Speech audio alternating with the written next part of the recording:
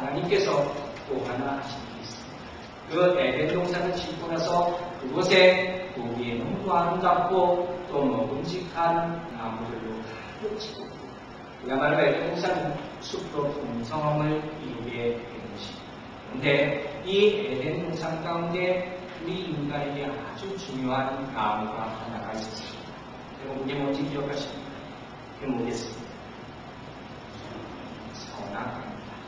선악을 알게 하는 나무. Tree of the knowledge of good and evil. 선과 악을 아는 지식에 대한 나무, 선악과를 그 가운데 두셨다는 것입니다. 그런데 이 선악과 말고 에덴 동산에 하나님께서 우리 인간을 위해서 너무도 중요한 나무 하나를 또 하나 만들어 주셨어요. 그러면 그게 뭔지 기억하십니까? 뭐라고? 생명나무. Tree of Life. 아마 이제까지 에덴 동산에 우리가 아는 선악과만 있었다고 생각하시는 분들은 오늘 이 순간부터 더 중요한 또 하나의 나무, 생명나무가 있었다는 사실도 반드시 잊지 말고 기억하시기 바랍니다.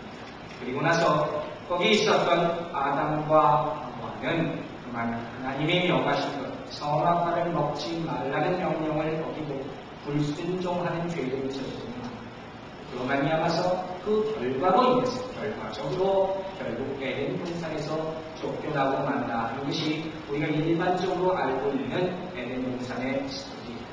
그런데 오늘 우리가 먼저 읽은 창세기 3장 22절에서 24절 부분을 보니까 조금은 어렵고 이해하기 어려운 힘든 이야기가 하나 나옵니다.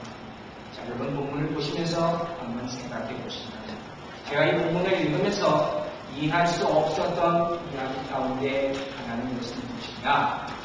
하나님께서 아담과 이브를 에덴 동산에서 내쫓으시는데 그 이유가 오늘 본문만 가지고 문제적으로 본다면 선악과를 따먹었기 때문이 아니라 그들이 하나님과 같아질 것을 원치 않으셨고 그들이 영생을 얻는 것을 거부하셨기 때문이라고 분명히 오늘 창세기 본문은 이야기하고 있습니다. 그러면 저는 이런 의문이 생길 수밖에 없었습니다. 아니 하나님께서 우리를 지으실 때 그분의 형상대로 지으셨다 하지 않았습니다. 그런데 그 형상대로 지으셨다는 분이 그분과 같아지게 하는 것을 왜 싫어하느냐? 그렇다면 우리를 그냥 짐승처럼 지으시고 아니면 로봇으로 만드셨듯이 이렇게 지어놓고 이게 아니라는 것은 내가 어떻게 받아들여야 한다는 겁니다. 그 다음 또 한 가지는 이들이 선악과를 나누는 죄를 짓습니다. 그러나 죄를 짓는 건 죄를 짓는 겁니다. 거기서 벌 받으면 되는 겁니다. 왜 굳이 이 에덴 동산을 축출해야 되냐 하는 것입니다. 여러분 생각해보세요. 우리 집에 제 자녀들이 말을 좀 안 들을 때가 있어요. 말 좀 안 들으면 나가라.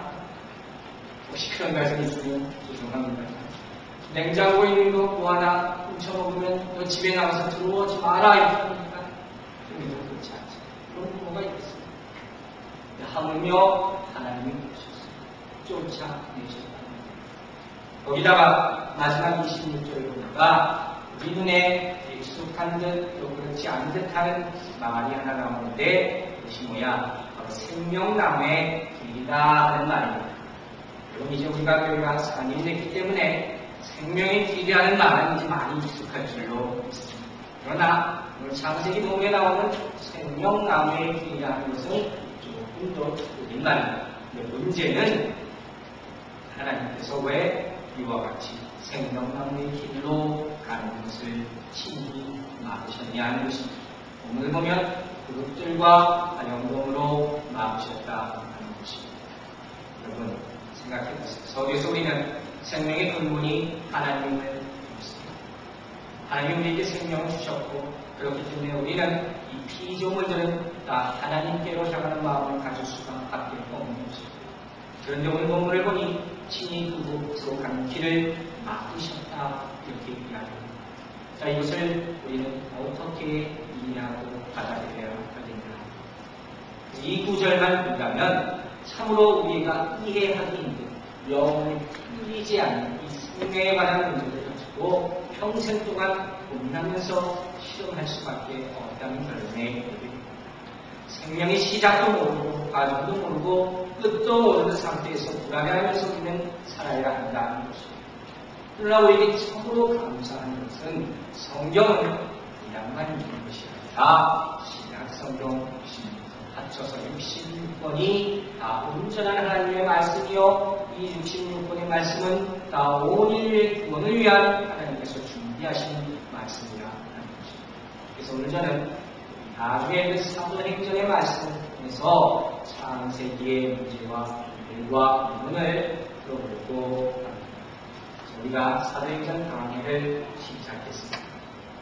그런데 우리가 아는 바와 같이 이 사도행전은 무엇보다도 교회의 태동을 적어놓은 그런 책입니다.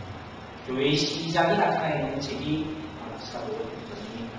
게다가 우리가 얼마 전에 배웠던 오순절 성령 강림 사건이 나타난 책이 사도행전입니다.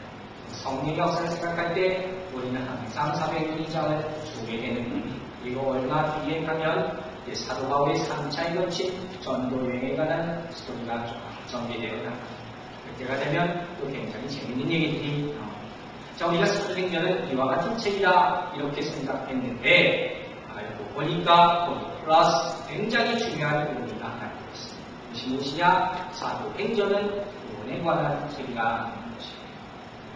제가 의도적으로 그렇게 한 적도 없지만 제가 놀랄 수밖에 없었던 것이 여러분과 함께 사도행전을 같이 보면서 제가 항상 구원의 말씀을 전했다. 이것을 기억하시기 바랍니다. 이 책은 구원의 책입니다. 성령의 역사가 있고 교회가 시작되었고 사도 바울의 전도 여행이 자세히 설명되어 있지만 무엇보다도 이 사도행전은 온 인류를 위한 하나님 준비하신 구원의 책이라는 사실을 다시 한번 기억하시고 읽으시는 여러분들 되시기 바랍니다. 자, 이제 다시 스토리로 돌아갑니다. 아담과 이브는 선악과를 따먹게 됐습니다. 그리고 나서 아마 그때는 이 선악과를 내가 먹는다 그 의미가 뭔지도 잘 몰랐을 겁니다. 그 결과는 것입니다. 글자대로 선과 악을 알게 됩니다. 그렇다면 이 선과 악을 안다는 말의 의미가 무엇이냐는 것입니다. 선과 악을 아는 선과 악은 극과 극을 마치 알파와 오메가라는 것처럼 선과 악은 하나님에 대한 모든 것을 지칭하는 것입니다. 그래서 선과 악을 안다면 하나님과 동등하게 됨을 의미한다는 것입니다. 그런데 우리가 여기서 분명히 먼저 알아야 될 것은 우리가 비록 분명히 하나님의 형상대로 지으심을 받았다 할지언정 그것이 하나님과 똑같이 되는 것은 아니라는 것입니다. 창조주시고 우리는 피조물이기 때문에 그 가운데도 한계가 있다는 것을 기억해야 합니다. 그리고 이 본문 가운데 비밀이 하나가 감춰져 있습니다. 그것은 무엇이냐? 바로 이 상황의 결과, 아담과 이브가 선악과를 따먹는 결과로 하나님과 같게 된 것이 아니라 죄인이 되고 말았다는 사실입니다. 그들은 하나님과 같게 되기를 원했을지 모릅니다. 그러나 그 결과는 전혀 다른 곳에서 죄인이 되고 여기에 바로 하나님께서 그들을 막으신 이유가 있습니다. 이미 선악과를 먹고 죄인이 되었기 때문에 그리고 나서 영생을 보장하는 생명나무의 과실을 먹게 되면 죄인인 상태로 영원히 살 수밖에 없는 거예요. 이것은 하나님이 원하신 바가 아닙니다.